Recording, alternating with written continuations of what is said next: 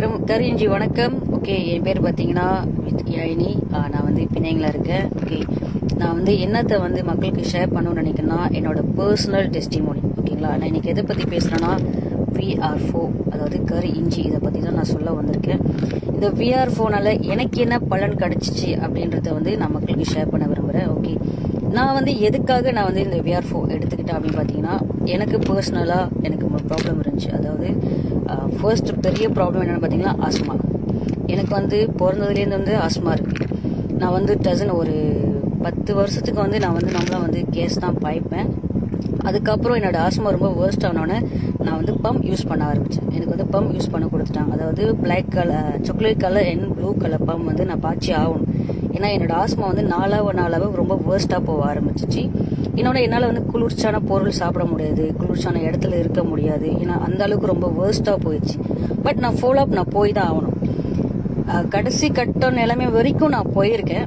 மூச்சு விட முடியாமல் திணறி போய் அந்த அளவுக்கு நான் போயிருக்கேன். ஸோ எனக்கு வந்து இது வந்து நான் சாப்பிட்றப்ப அந்த அளவுக்கு எனக்கு நம்பிக்கை கிடையாது. ஏன்னா இவ்வளோ சாப்பிட்டு இத்தனை வருஷமா சாப்பிட்டுட்டு இருக்கோம், ஆஸ்மா போல, இதை சாப்பிட்டு ஆஸ்மா போயிருமான்ற ஒரு அவநம்பிக்கையில தான் நான் சாப்பிட்டேன். ஆனால் என்ன கேட்டிங்க அப்படின்னு பார்த்தீங்களா, 100% இல்லைங்க, 200%. ஸோ நான் சாப்பிட்டு 2 இயர்ஸ் ஆச்சு. நான் ஒரு நாளைக்கு வந்து காலையில் 6, மத்தியானம் 6 சாப்பிட ஆரம்பித்தேன். 2 இயர்ஸ் நான் பார்த்தீங்கன்னா எனக்கு இன்னைக்கு ஆஸ்மான்ற ஒரு விஷயம் எங்கே போணுச்சுன்னு எனக்கு தெரியல.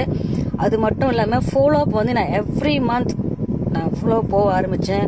ஸோ டாக்டர்கிட்டையும் போயிட்டு நான் காட்டினேன், நான் இதை தான் சாப்பிட்டேன். அதுக்கப்புறம் எனக்கு டாக்டரே பர்சனலாக மெடிக்கல் செக்அப் வரைக்கும் நான் பண்ணி, ஓகே நீங்கள் வந்து பம்ப் பாய்க்கலாம்னு பரவாயில்ல, நீங்கள் இதையே யூஸ் பண்ணுங்க அப்படின்னு.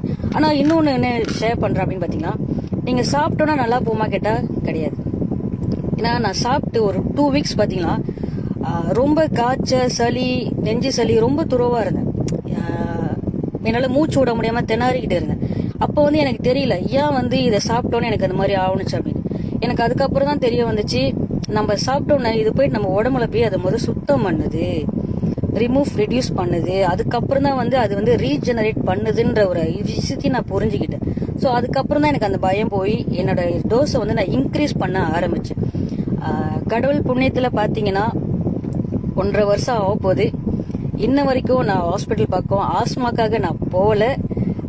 நான் கருமஞ்சளுக்கு நன்றி சொல்லுவேன். இதை அறிமுகப்படுத்தின மிஸ்டர் தமிழ்ச்சிவன் அவருக்கும் நான் ரொம்ப நன்றி சொல்லுவேன். ஸோ ஆஸ்மா பேஷண்ட் யாராக இருந்தாலும் சரி, தாராளமாக சொல்கிறேங்க,